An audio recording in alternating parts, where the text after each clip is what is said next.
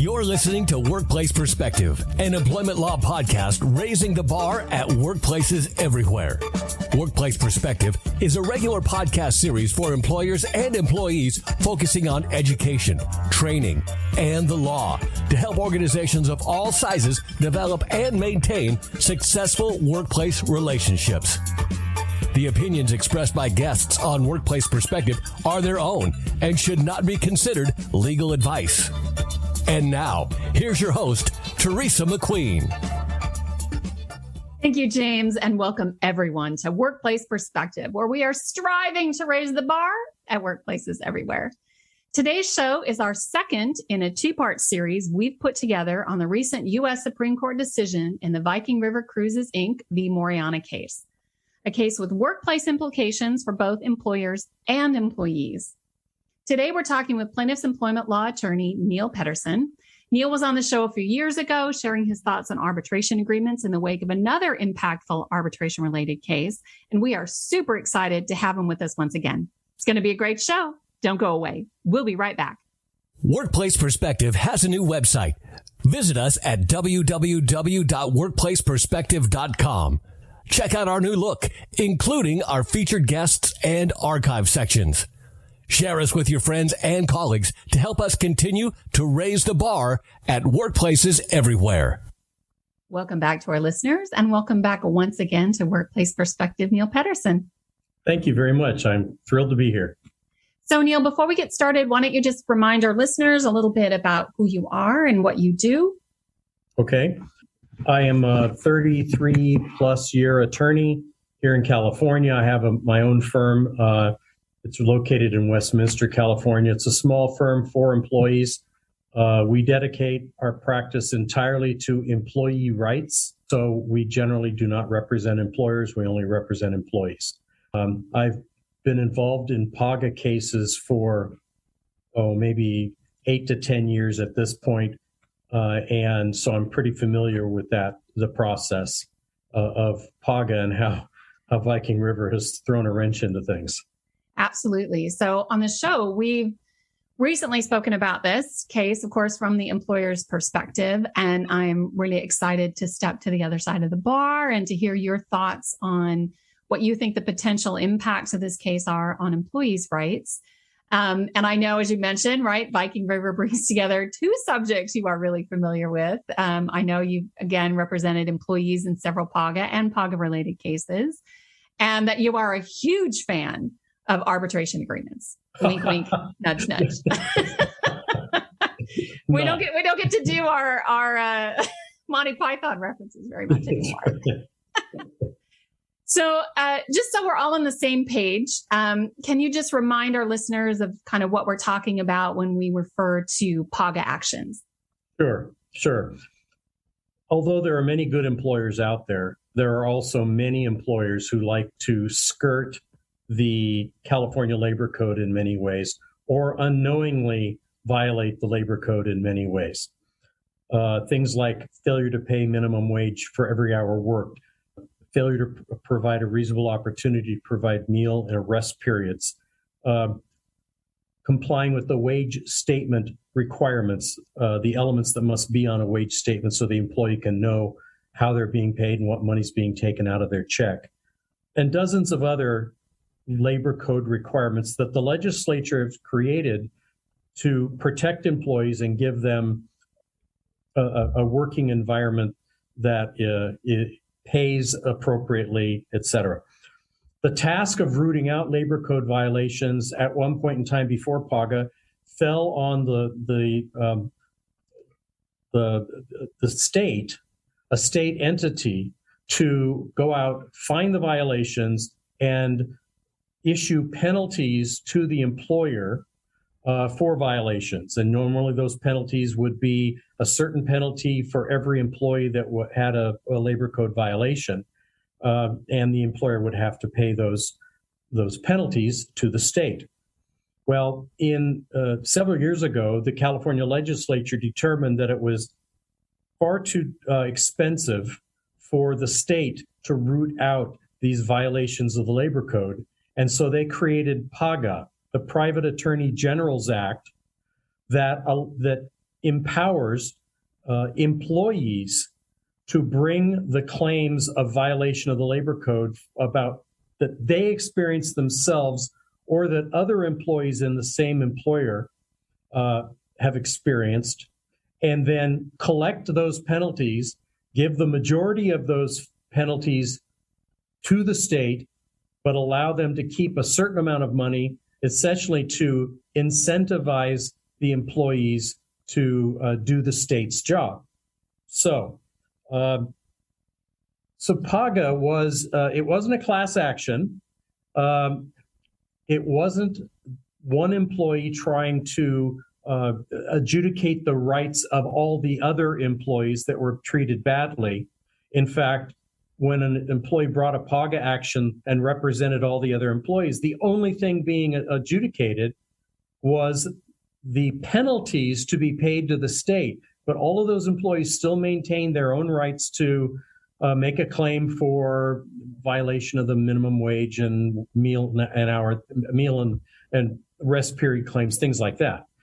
That is what made it distinct from a class action, because in a class action, one employee says, I've been injured and all these other employees have been injured similarly, and I'm suing on behalf of that entire class. That's not what was happening here, but it felt a lot like a class action because it was one employee going after an employer for penalties for violations that were experienced not only by the plaintiff, but by all the other employees that were similarly situated. So that has been around for a while.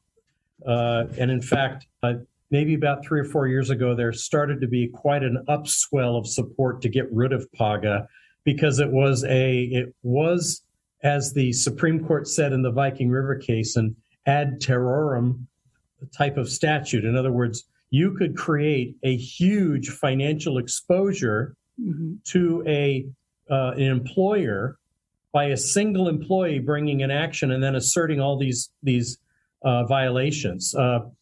For instance, I've had some PAGA cases in the past where I had one where there were only 7 aggrieved employees, and yet the PAGA penalties resulted in over $500,000 in a judgment. You can have 150 employees, and that could get close to $1 million in exposure if you add up all the penalties, because the penalties are exacted on a per pay period basis. So if you have an employer that's not giving a reasonable opportunity to provide meal periods or rest periods, every single employee who missed a meal period, there would be a penalty.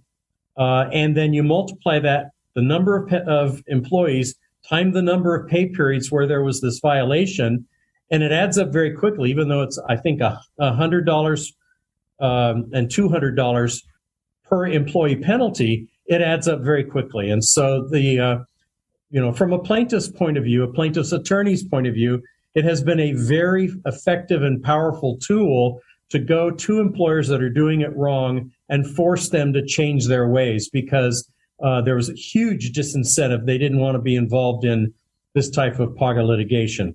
However, the Chamber of Commerce and businesses across the state started this upswell of support to try to defeat PAGA in many different ways. And frankly, I saw the handwriting on the wall about 3.5, 4 years ago and haven't filed a PAGA claim since then, because I believed at some point this representative action that allowed you to aggregate all these other claims was going to eventually be going away. And unfortunately, we're seeing possibly a precursor of that with Viking River. Okay. So in just a few minutes we have before the break, can you sort of tell us quickly what the landscape was for employees pre-Viking River? Yes. So pre-Viking River, any employee that was aggrieved, in other words, that had been subjected to a labor code violation, could sue the employer for their PAGA penalties. And the PAGA penalties, when collected, most would go to the state, 25% would go to the employee. And then they could also sue for penalties for all these other employees. And that was the lay of the land. Now, in order to combat that, employers started employing, many employers at least, started employing a collective action waiver. What that basically is in the arbitration agreement between employer and employee, the employer would have the employee sign a provision that said, I will not bring any collective claims, which means, for instance, class action. Sometimes they're called class action waivers. A few years ago, the California State Supreme Court said those collective action waivers cannot be applied to PAGA claims because it would be against the public policy of the state, because these are claims where the employee is standing in the shoes of the employer and suing to get penalties that are going to be going to the state, and that the arbitration agreement cannot prevent the state from collecting its penalties. So this whole, that was what pre-existed this Viking River case. There were many employers that had collective action waivers that still allowed for the PAGA action. And then I'll explain what happens in a bit. Yeah. And then I think what confuses a lot of people is that language. So it's class action or representative actions. And that's, you kind of touched on that earlier, that class has to do with standing up for a harm for all of everyone who experienced the same harm. A representative action is a little bit different in that this is simply about the penalties and representing that particular, I'm getting tongue-tied, aren't I? It's representing that particular violation as opposed to other grievances, right? Yes, and the Supreme Court made a distinction in that term representative action because it's used in two different ways. And in one way, it's implicated by the decision, and in other ways it isn't. PAGA is always going to be a representative action, even if brought individually by the plaintiff about their own violations, because the employee is representing the state, the LWDA. Okay. Right? So that kind of representative action is not affected by the new case. But the other way the PAGA was a representative action is that the plaintiff could bring claims for penalties, not only for themselves, but for all of the other employees. And that's the part that is significantly affected by the Viking River case. Okay. We're going to talk about that in the next few minutes, but right now we're going to take a quick break. And when we come back, more of Neil's thoughts on the Viking River case. Stay with us. We'll be right back. Take a step toward bringing our country and community together. Start a meaningful conversation at lovehasnolabels.com/one small step. A message from StoryCorps, Love Has No Labels, and the Ad Council. Welcome back, everyone. We are talking with plaintiff's attorney Neil Pedersen about the recent U.S. Supreme Court case of Viking River Cruises v. Moriana and its impact on employees. So as we alluded to right before the break, let's talk about now how Viking River actually changes the law from the employee's perspective.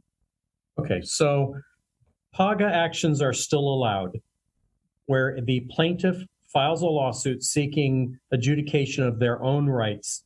In other words, whatever they would be able to get because they were denied minimum wage, meal and rest periods and the like. And these plaintiffs can also bring a PAGA claim as to their own penalties, as to their own aggrieved status. So if there are a failure to pay minimum wage and a failure to provide meal and rest period, the plaintiff can still seek those penalties on behalf of the state and recover those and then give 75% to the state and keep 25%. So that hasn't changed. The significant change of Viking River is that the court has held that in an arbitration setting, the employee may not bring a collective action. In other words, bring in other employees' penalties that the state could have otherwise collected. So where before an employee might have a systemic policy at a company that denied rest periods, and they would be able to file a claim for their self and for all of the other employees denied a rest period and get all of those penalties and give 75% to the state and keep 25%.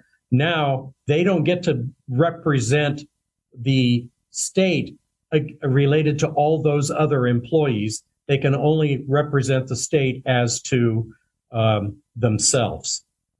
That's the basic holding of Viking River. And what was the reason for what did they use to get to that, to make that change?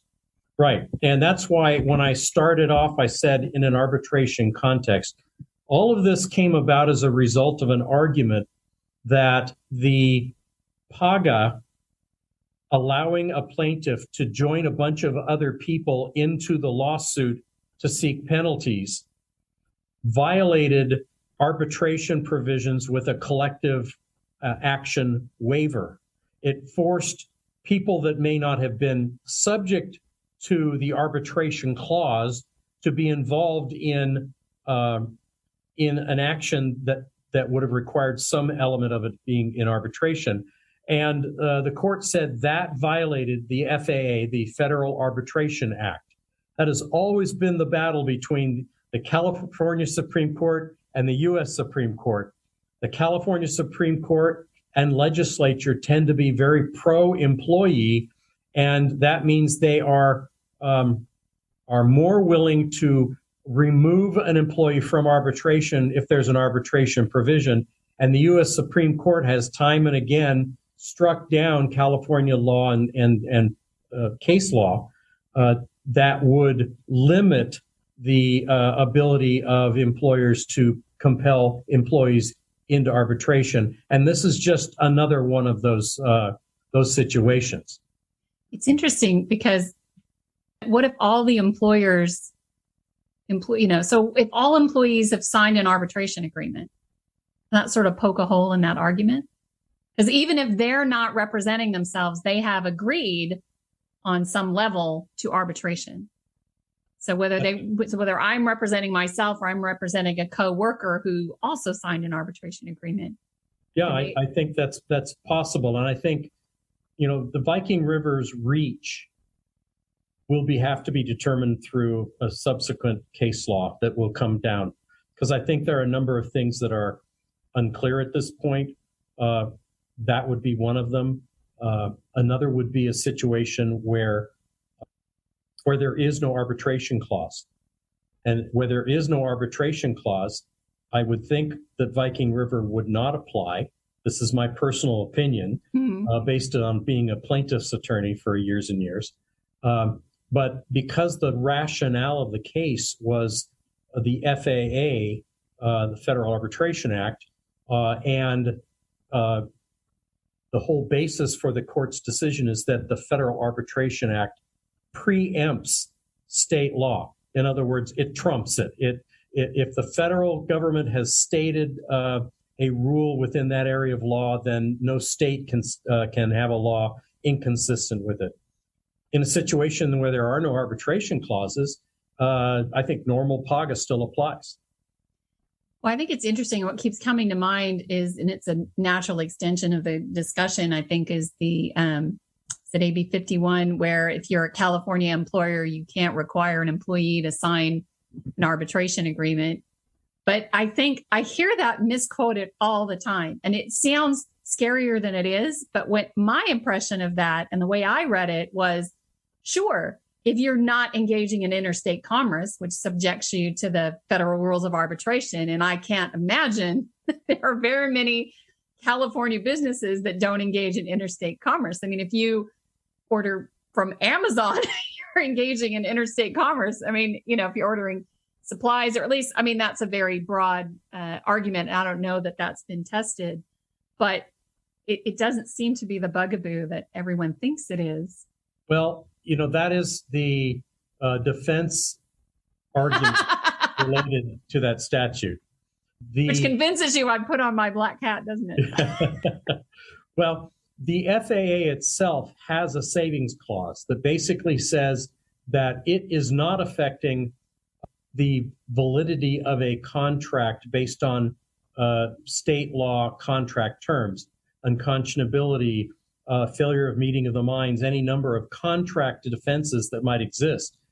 And the argument for the new statute prohibiting arbitration clauses is really poking at that savings clause, which means the FAA would still not apply. It goes to whether or not a contract can be formed, as opposed to what the contract would say about arbitration. It would limit arbitration or the like. The latter would certainly be part of the preemption of the FAA, but the former, that has been tested by a federal court. In fact, the federal court had put a restraining order on enforcement of that law for well over a year until it decided that law was not preempted by the FAA. So that's still something that's going to be hotly debated between the plaintiffs and defense bar for some time. Interesting. So interesting. I love these. I love the back and forth on these issues, and you know how I feel about. But as we wrap up today's show, can you kind of done it already a little bit, but do you have any additional thoughts for the future? Or I do. I think that this is just the first salvo in a battle over this. Judge Sotomayor, in her concurring opinion, said, of course, if this court's understanding of state law is wrong, California courts in an appropriate case will have the last word. Alternatively, if this court's understanding is right, the California legislature is free to modify the scope of statutory standing under PAGA within state and federal constitutional limits. I think that was her saying this could be resolved, and we could go back to something similar to what we had if the California legislature or the California courts takes action. And given the history of the California legislature and its makeup, I could see the California legislature creating legislation that would work around the Viking River case and allow PAGA claims to still exist, because there is a solid public policy backing the reason for PAGA. And it's possible the courts might also redefine how PAGA actually works. So either one of those alternatives suggested by Justice Sotomayor could once again radically change the environment. And I look forward to seeing what happens not only in the courts, but also in the battles in the legislature that will soon come. Yeah, it's certainly going to be interesting. I've always thought the safe harbor provision would be a way to sort of, I just have never thought that the safe harbor provision was sufficient enough for an employer who wasn't willful, who wasn't, who just made a mistake. Because you and I both know, I know how we both feel about it, but California wage and hour law is complicated. It's really complicated. And I think that a safe harbor provision that would actually let an employer who just is like, I didn't realize payroll was doing it this way, or I misunderstood, or something benign, that they would have a better opportunity to correct and make the employee whole and account for that, as opposed to this, what is it, like 30 days or something? You can't even get your arms around. People are still stunned 15 days after getting the notice that they've even been served and what the implications of this are going to be. And then you have delays with the, with notice and all those sorts of things. So 30 days, it goes like that, I think there's going to be an attack on PAGA also through other means. This was certainly a breath of fresh air for employers with this particular case. But even before this, there was a lot of talk about multiple propositions to go on the ballot that would significantly limit PAGA or the penalties or require more notice, a number of things that would have watered down PAGA a bit to give employers either more time or ways to avoid PAGA altogether. I don't think that's going to end. I think especially if the legislature goes back and reinstates PAGA, I think there's still going to be attack on that, and there's going to be an attempt to push public sentiment toward the employer and away from the employee, because they've already started with the rich trial lawyers are trying to take money from these employers. Well, the only way the money goes from the employers is if they've been found to be violating California law, and 75% of it is still going to the state. If the state just funded that department those same exact actions would still exist. But, that's a battle that will go on for a long time. I understand why the employers want to limit PAGA. I think they have legitimate reasons to want to do so, but plaintiffs' attorneys have legitimate reasons to keep PAGA alive and keep employers on the straight and narrow. Yeah, and not on the extremes. I think you and I both are not talking about, those who've made it a business model or those who are out for other reasons. Mm-hmm. We're talking about the mainstream. That's our show. We've run out of time. I love talking to you. We have run out of time for today. Thank you so much for joining all of us and sharing your thoughts and your expertise with our listeners. You're welcome. It's fun. I enjoy it. Well, we'll definitely have you back. Okay. If you want to learn more about Neil or Pedersen Law, you can find them on the web at pedersenlaw.com. That's PEDERSEN law.com. You can also connect with Neil via our website at workplaceperspective.com. I want to also thank our listeners, My Radio Angels, James and the Knave at Night, and Workplace Perspectives team extraordinaire, our engineer and producer, Paul Roberts, our associate producer, Melissa DeLacy, with music provided by the very talented Stephen Bersaloni. Thank y'all for joining us on Workplace Perspective. And until next time, keep raising the bar.